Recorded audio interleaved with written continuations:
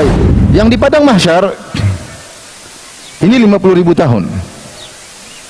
Kata Allah, fi yaumin kana miqdaruhu 50 alf sanah. Di hari di mana kadarnya adalah 50.000 tahun. Karena disitulah terjadi peristiwa-peristiwa hebat sebelum diputuskan masuk surga atau masuk neraka. Dan kita semua akan berada di situ. Peristiwa-peristiwa apakah yang akan terjadi di padang mahsyar? Ya. Yang pertama, manusia dibangkitkan dalam kondisi telanjang, tidak memakai pakaian, belum disunat, tidak bawa apapun. Kata Nabi sallallahu alaihi wasallam, "Yuhsyarun nasu yaumal qiyamati hufatan uratan gurlan buhman." Manusia dibangkitkan pada hari kiamat kelak, dikumpulkan di padang mahsyar dalam kondisi hufatan, tidak pakai alas sendal. Uratan, tidak berpakaian sama sekali. Gurlan, belum disunat. Buhman, dan tidak bawa apapun harta sedikit pun. Kemudian Nabi berkata, kama bada'na awwala khalqin nu'iduh, sebagaimana kami memulai penciptaan kami ulangi lagi. Bukankah anak ketika lahir dari perut ibunya tidak beralas kaki, tidak berpakaian, belum disunat, tidak bawa apa-apa? Demikian atau tidak? Bayi yang lahir, adakah dia beralas kaki enggak? Apakah sudah disunat? Enggak. Dia tidak berpakaian, dalam kondisi tidak berpakaian dan tidak ada sesuatu pun yang dia bawa. Maka manusia ketika dibangkitkan pun demikian, dalam kondisi demikian. Ternyata bukan manusia saja, hewan-hewan juga dibangkitkan. Ya. Wa ma min dabbatin fil ardi wala ta'irin yatiru bi janahihi illa umamun amsalukum ma faratna fil kitabi min syai' thumma ila rabbihim yuhsyarun. Kata Allah Subhanahu wa ta'ala, tidaklah hewan-hewan melata di atas muka bumi dan tidak juga burung-burung yang berterbangan, illa umamun amsalukum, mereka juga umat-umat seperti kalian. Ya. Kemudian kata Allah, kemudian mereka akan dikumpulkan oleh Rabb mereka di padang mahsyar. Kata Allah dalam ayat yang lain, wa idzal wuhusyu husyirat, ketika hewan-hewan buas dikumpulkan oleh Allah pada hari kiamat kelak. Jadi hari yang sangat dahsyat. Qul innal awwalina wal akhirin lamajmu'una ila miqati yaumin ma'lum, katakanlah bahwasanya seluruhnya yang pernah hidup dari awal sampai akhir semuanya akan dikumpulkan pada waktu yang telah ditentukan. Semuanya, manusia, jin-jin, hewan-hewan, semua dikumpulkan di suatu padang namanya padang mahsyar.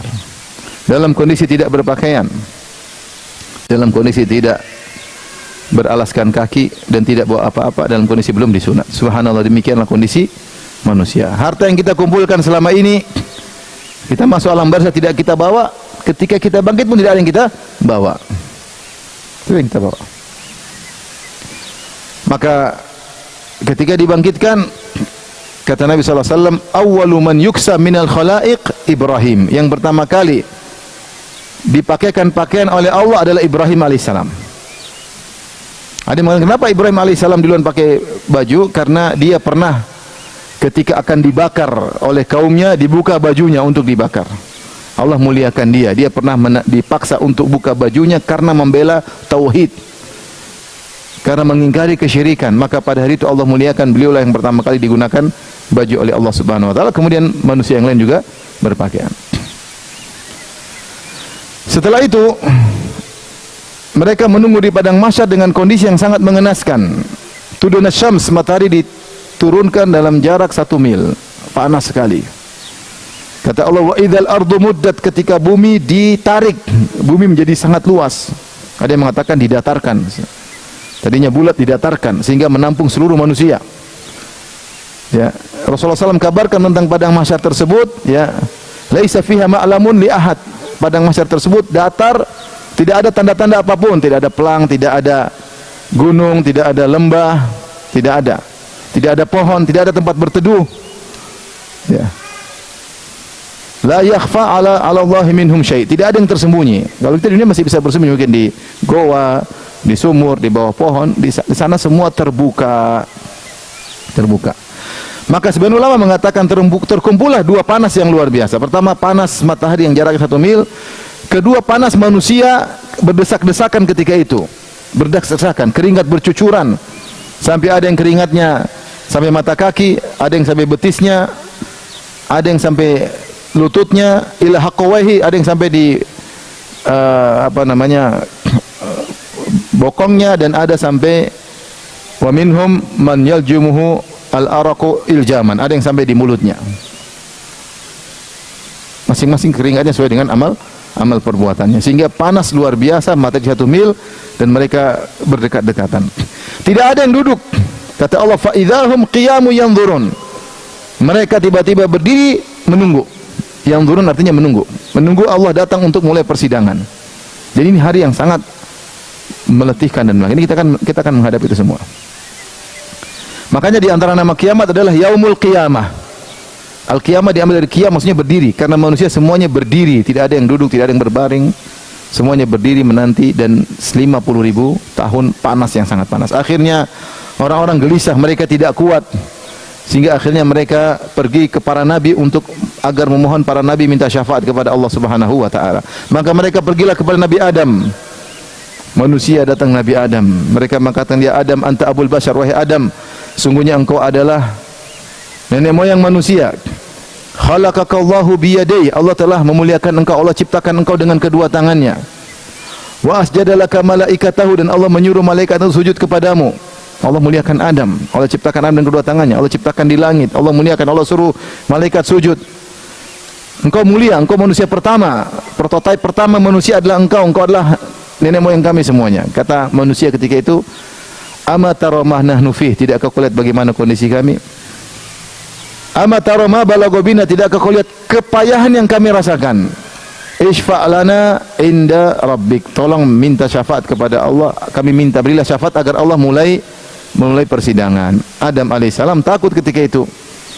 Adam mengatakan, inna rabbi qad ghadiba al-yawma ghadaban lam yaghdab qablahu mithlahu wa lan yaghdab ba'dahu mithlahu. Sungguhnya Rabbku sedang murka pada hari ini. Dia tidak pernah murka seperti ini sebelumnya, dan dia tidak bakalan murka setelahnya seperti ini. Sungguhnya dia telah melarangku untuk makan mendekati sebuah pohon dan aku langgar.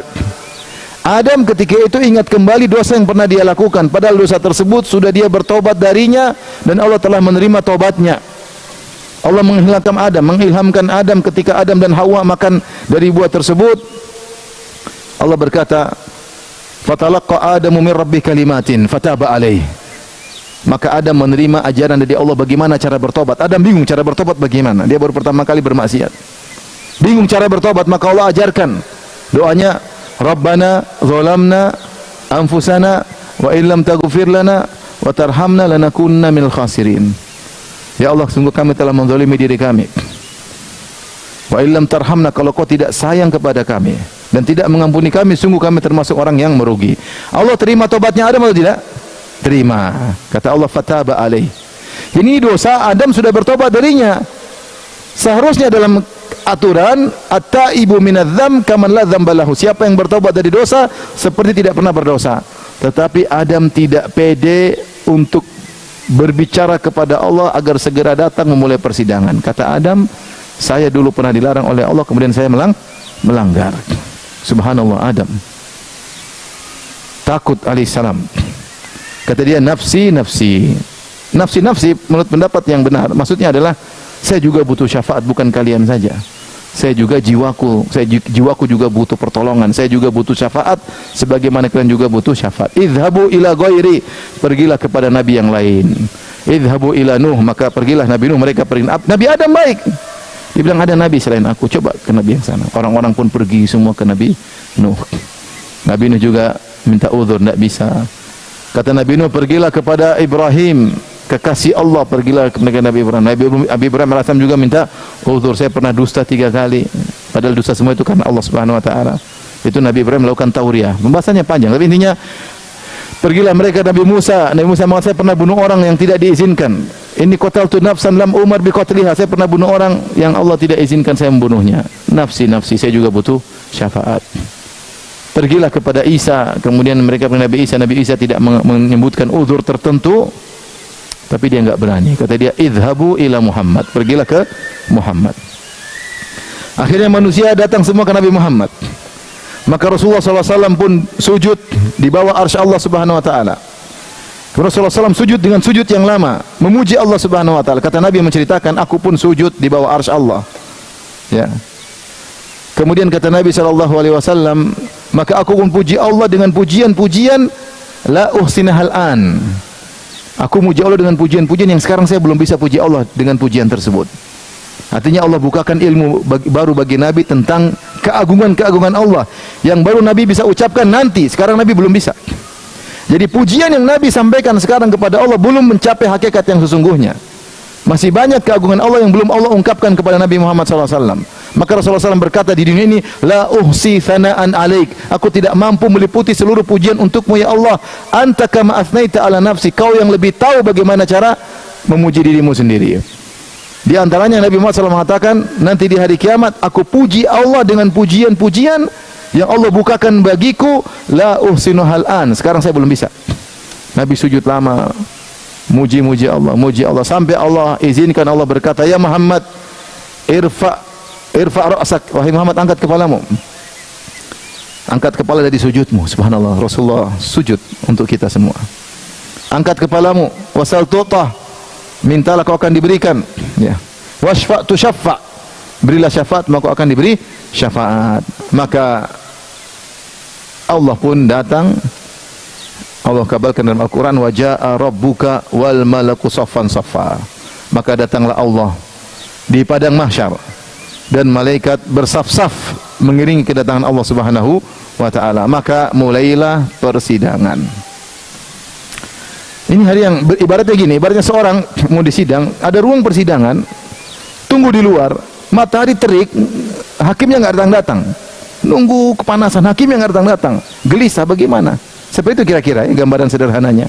Orang-orang nunggu di bawah padang mahsyar, jarak matahari 1 mil, Allah enggak datang-datang mulai persidangan, sehingga mereka minta syafaat kepada Nabi agar Allah datang li faslil qada, untuk mulai persidangan. Maka di antara peristiwa yang terjadi setelah itu adalah peristiwa persidangan. Tentunya tidak semua orang menderita di bawah di bawah terik matahari. Ada orang-orang yang Allah pilih sehingga mereka dalam naungan Allah Subhanahu wa taala, sehingga mereka tidak begitu terik tatkala di padang mahsyar.